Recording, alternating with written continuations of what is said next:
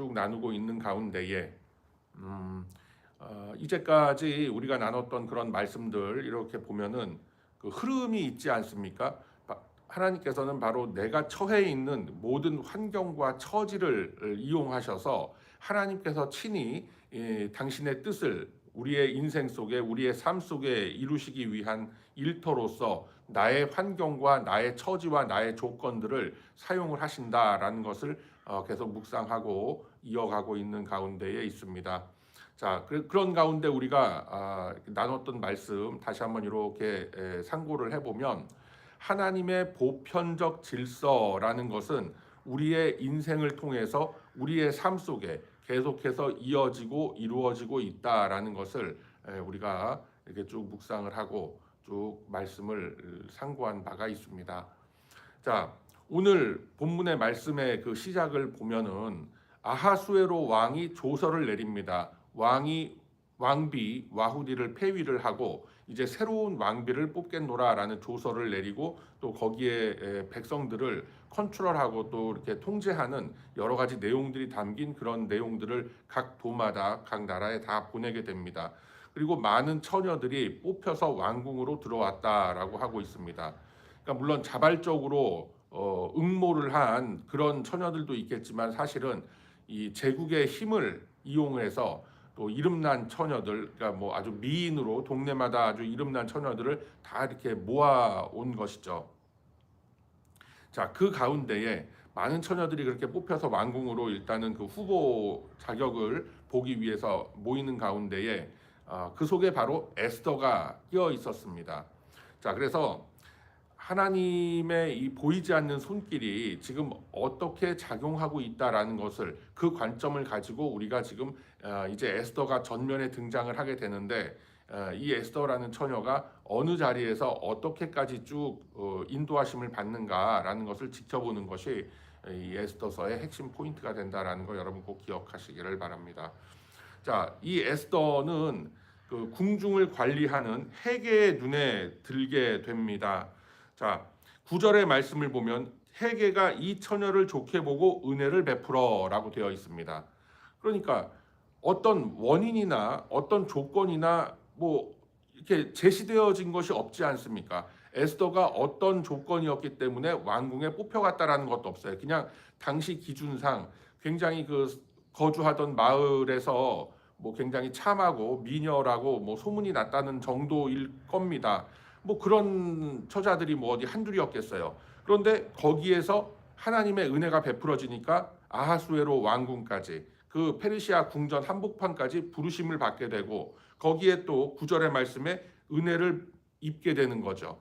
회계라는 그 관료의 그러니까 그런 그 궁녀들을 관리하는 컨트롤하는 이제 그런 위치에 있는 그런 신하 대신인 것 같은데 이제 그 사람의 은혜를 입고 몸을 정결하게 할 물품과 일용품을 다 받아서 이제 본격적인 왕비 수업에 들어가게 됩니다. 그러니까 왕비 후보자의 수업에 들어가게 되는 것이죠.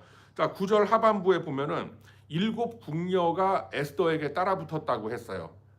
대단하지 않습니까? 그러니까 지금 모여든 처녀가 만약에 한 10명 정도 된다 그러면은 각 사람마다 뭐 몇 명씩 그렇게 궁녀들이 붙어서 화장도 해주고 머리도 다듬어주고 몸가짐이라던가 뭐 말씨라던가 행동거지라든가 이런 것도 다 이제 교육을 받는 그런 걸로 이제 들어가는 거예요. 그러니까 한국의 뭐 예지원이라고 여러분 혹시 아시나 모르겠어요.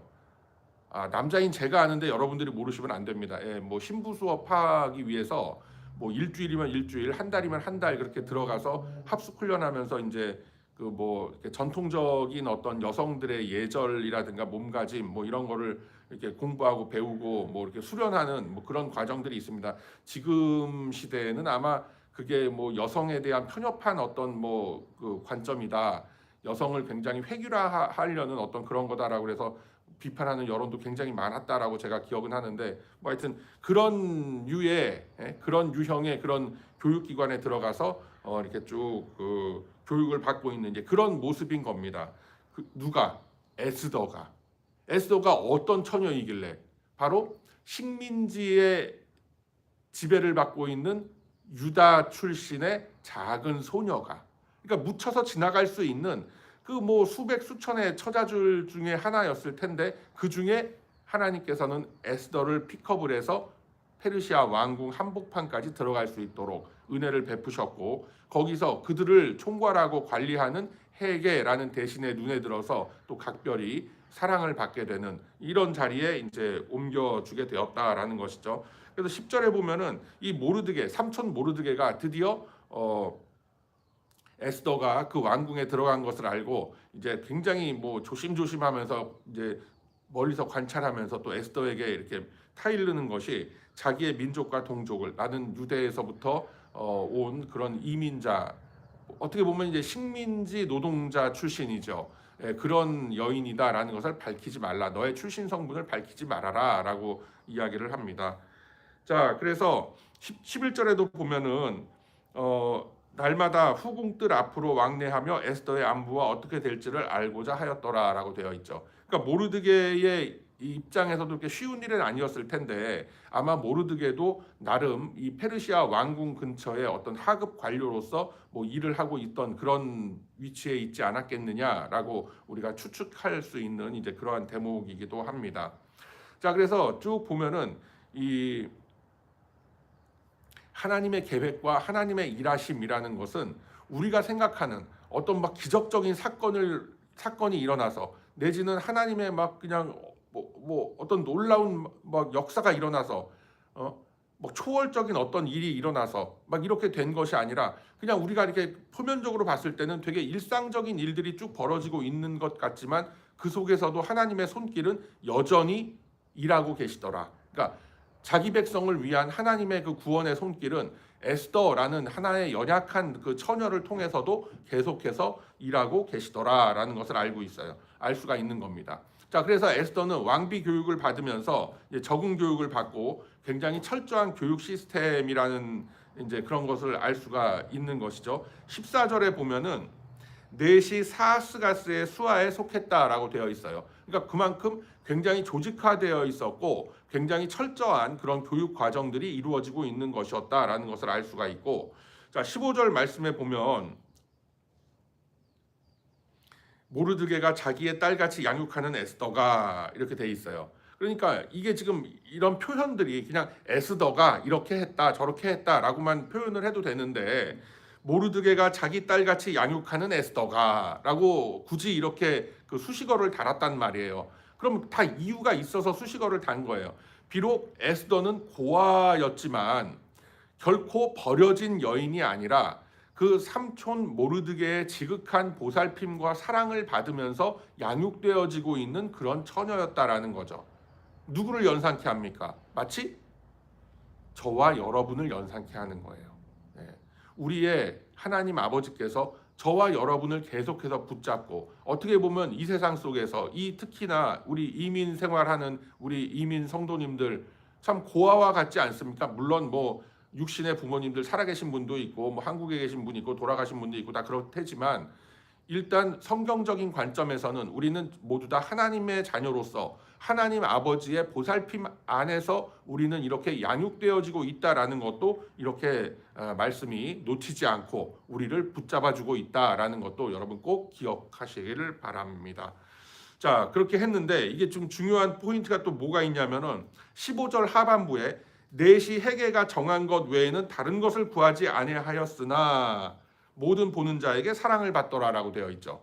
그러니까 이런 거예요. 막 그 당시에도 최고급 레바논산 화장품 뭐 이런 게 뭐 있었을 거예요. 다 전부 다 뭐 어디 뭐 백화파에서 추출한 무슨 뭐 주름 제거 크림이나 뭐 다 있었을 거예요. 근데 쉽게 얘기하면 그런 거예요. 그런 화장품 같은 거, 그런 어떤 기술이라던가 그런 어떤 혜택이라던가 이 에스더는 전혀 다 마다했다라는 거예요. 그냥 기본적으로 주어지는 비누, 뭐 바디 로션 요즘식으로 얘기하자면 그냥 그거 하나 갖고 그냥 이렇게 쭉 사용을 했는데도 불구하고 막 꾸미고 바르고 뭐 붙이고 막 올리고 땡기고 한 그런 다른 처녀들보다도 더 사랑을 받았더라라고 되어 있어요. 어떻게 그런 일이 있을 수 있었을까요? 에스더가 그만큼 아름답고 이뻐서 그랬을 수도 있겠지만 거기에 바로 하나님의 손길이 들어가 있는 거예요. 여러분 여러분들 뭐 이렇게 보면은 요즘에 뭐 아이돌이네 연예인이네 뭐 다들 잘 아시잖아요. 사실 어느 정도 이렇게 걸러져서 정말 텔레비전이라던가 이런 데 나올 만한 어떤 우리가 뭐 가끔씩 여러분들 보시는 뭐 쇼프로라든가 이런 데 나오는 뭐 연예인, 가수 이 정도면은 사실 뭐 A부터 G까지 다 아름답고 이쁘고 잘생기고 잘난 사람들이 나오는 거 아니에요. 사실은 우열을 가리기가 힘든 거예요. 여러분 뭐 혹시 뭐 다 연령층이 있으신 것 같아요. 제가 말씀드리지만 트로이카라고 들어보셨어요? 한국의 3대 트로이카. 70년대, 80년대 초반까지 굉장히 회자됐던 건데 유지인, 정윤희, 장미희 그 세 배우 중에 누가 가장 뭐 아름답다. 지금도 그거 평론가들끼리 막 토론이 되는 그런 걸로 제가 알고 있어요. 예, 그런 걸 어떻게 아냐고요? 저도 다 그 시대를 살았기 때문에 아는 거예요, 여러분. 그래서 지금도 누가 더 이쁘다, 누가 더 고상하다, 뭐 누가 더 전통적인 미가 있다 이렇게 따지는데 사실은 뭐 강조하는 포인트나 우리의 관점의 차이지 다들 뭐 아름답고 다 이쁘지 않습니까? 그러니까 누구 하나 우열을 가리기가 힘든 그런 그 미모와 아름다움과 뭐 여성스러움을 다 갖추고 있는 건데 그 중에서도 이 성경에서 지금 놓치지 않는 관점은 하나님의 은혜가 계속 지속되었으니 다른 여인들이 여러 가지 뭐 혜택을 받고 여러 가지 뭘 바르고 그리고 땡기고 뭐 하는 표고하는 모든 이런 거에 대한 어떤 테크닉이라든가 혜택을 받지 못했음에도 불구하고 에스더는 군계 일학과 같은 그런 모습을 뽐내더라라는 거죠. 그게 에스더의 아름다움만 자랑하기 위해서 성경에서 이렇게 말씀하시는 것이 아니라 바로 그 속에 뭐가 있다? 하나님의 숨겨진 손길로서 에스더를 이렇게 쫙 인도하고 계셨다라는 이런 그 내용들이 다 숨겨져 있다라는 것을 여러분들이 놓치시면 안 되겠더라라는 것입니다. 자, 그 와중에 이제 시간이 한 4년 가량이 지납니다. 한 3, 4년 가량의 시간이 흘러요. 그러니까 아하수에로 왕이 왕위에 오른 지 7년. 그러니까 왕비가 폐위된 그 사건이 촉발됐던 그 큰 잔치가 열린 게 아하수에로 왕 3년이라고 했어요. 그럼 아하수에로 왕 7년이면은 지금 왕비가 폐위되고 또 나름 이 아하수에로 왕이 대외적으로 뭐 전쟁도 일으키고 헬라 문화권과도 부딪히고 하는 가운데 지난주에도 언급했지만 거기서 이제 별로 성과를 거두지 못하고 돌아오고 이제 자기의 인생을 되돌아보면서 좀 아쉬움이 남지만 이제 새로운 왕비를 뽑고 하는 이제 그런 과정으로 들어간 거거든요. 그러니까 시간이 벌써 한 3, 4년의 시간이 벌써 훌쩍 흘렀다라는 거예요. 자, 와스디 왕후가 폐위된 지가 지금 한 4년 가까이가 흐른 이 시점에 자 17, 18절을 보세요. 자 16절 하반부서부터 보면은 에스더가 왕궁에 인도되어 들어가서 왕 앞에 나가니라고 되어 있어요. 드디어 이제 그 시험대 위에 오르게 되는 겁니다. 그런데 17절 시작이 왕이 모든 여자보다 에스더를 더 사랑했다. 그리고 뭐 더 이상 뭐 말할 게 없는 거죠. 그래서 왕 앞에 더 은총을 얻었다라고 되어 있어요. 그러니까 에스더가 지금 굉장히 많은 은총과 은혜를 입고 있어요. 그 마을에서부터 뽑혀서 왕궁의 후보자로 들어간 것까지만 해도 엄청난 은혜인데 헤게라는 사람한테 은혜를 입어서 거기서도 또 특별히 관리를 받고 또 다른 처녀들이 사용하는 여러 가지 혜택과 여러 가지 베네핏 같은 것을 누리지 못함에도 불구하고 많은 사람의 사랑을 받았고 그리고 또 왕 앞에 섰는데 모든 처녀보다 왕 앞에 더 큰 은총을 받았다라고 되어 있어요. 계속해서 하나님께서 에스더를 붙들고 계속해서 밀어주고 계시는 그 손길이 여기서 바로 우리는 느껴질 수 있고 잡아낼 수 있어야 하겠다라는 것입니다. 자, 그래서 그의 머리에 관을 씌우고 와스디를 대신하여 왕으로 삼았다라고 되어 있어요. 드디어 이 에스더가 왕후가 된 것입니다. 참 보잘것없는 작은 소녀, 식민지 그 노예라고 할 수 있는 그런 사람들의 후손, 그것도 고아 출신이에요. 삼촌이 그냥 이렇게 걷어서 키우는 그런 고아 출신 소녀가 페르시아 왕궁의 왕비로 뽑히게 되었다. 저와 여러분이 어떠한 그 삶의 구덩이 속에서 하나님의 백성으로 부르심을 받아서 거룩한 하나님의 가족으로서 우리가 입양이 되었는가라는 걸 생각해 보면 같은 결로서 해석이 되어지는 그런 대목이다라는 것을 여러분 꼭 기억하시기를 바랍니다.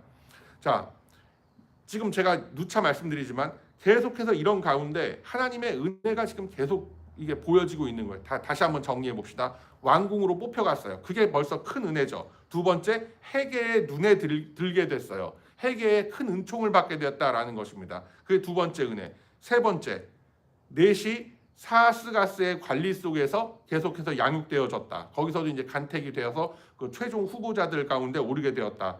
그리고 특별한 기술이나 특별한 베네핏 없이도 모든 자에게서 사랑을 받았다.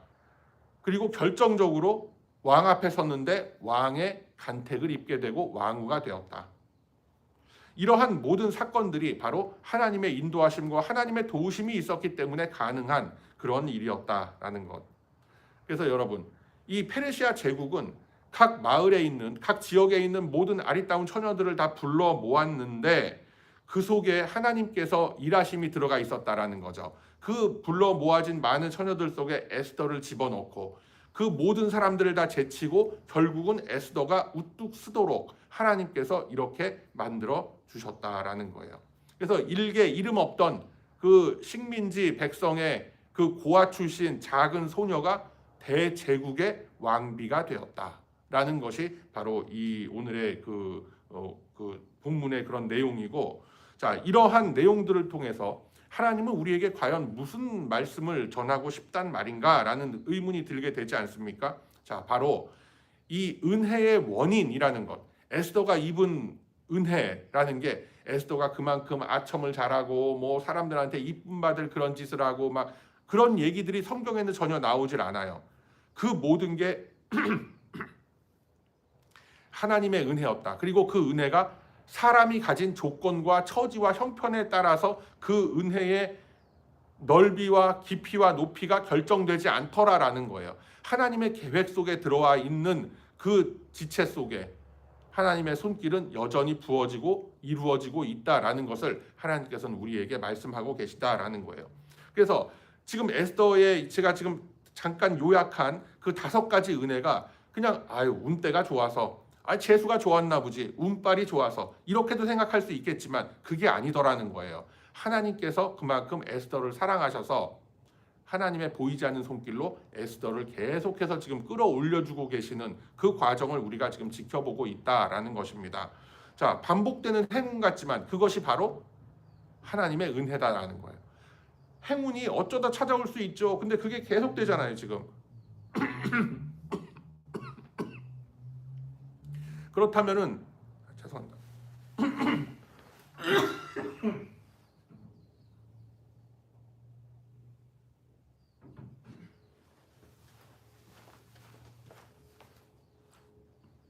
미안합니다.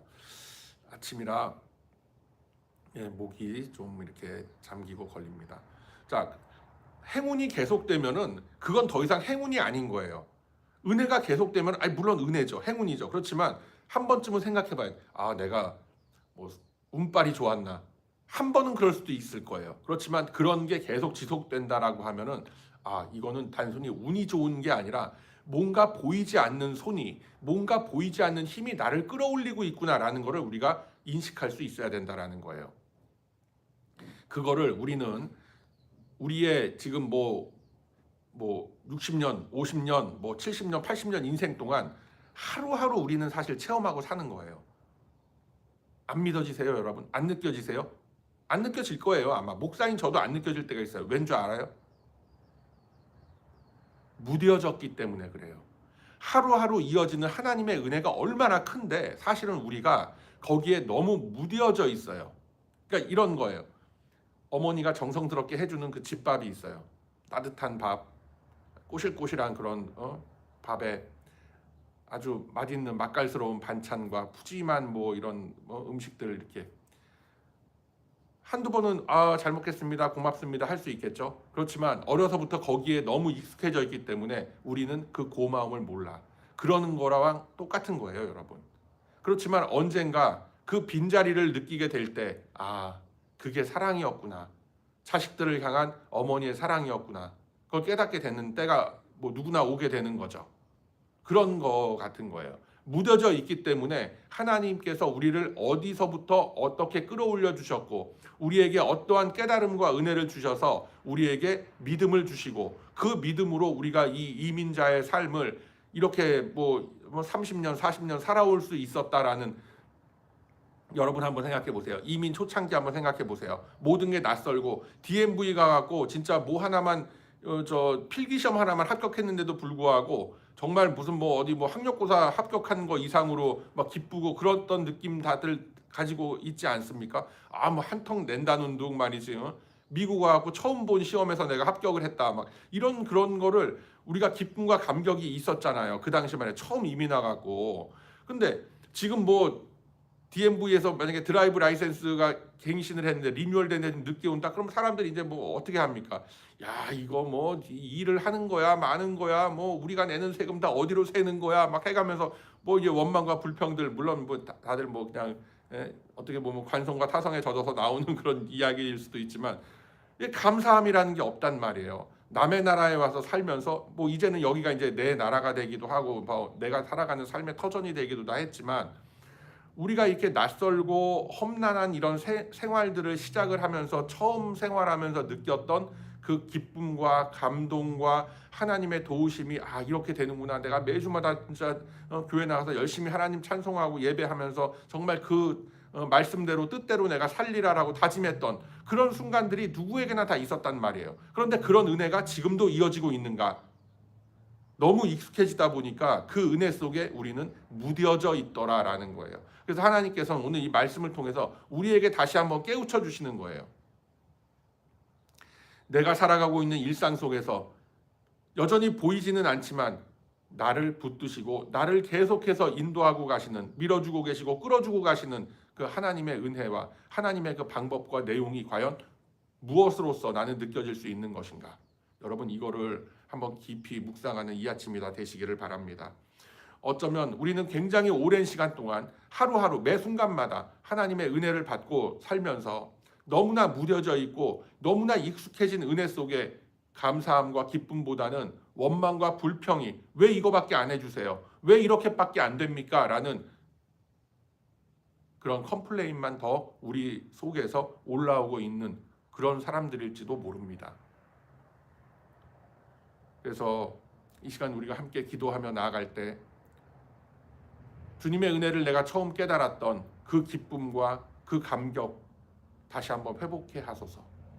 나의 마음을 다시 한번 성령으로 충만케 하옵시고 내 안에 하나님과의 관계를 가로막고 있었던 모든 악한 감정들 모두 다 도말하여 주옵시고 오직 하나님의 그 처음 은혜를 기뻐하고 감사했던 그때의 나로, 그때의 나의 그 심령으로, 속사람의 모습으로 나를 돌이켜 주소서라는 이 큰 기도의 제목을 놓고 또 각자가 가지고 나온 여러 가지 기도와 간구의 제목들 함께 주님 앞에 아뢰며 나아가는 거룩한 저와 여러분의 이 아침이 다 되시길 주님의 이름으로 축복합니다. 아멘. 사랑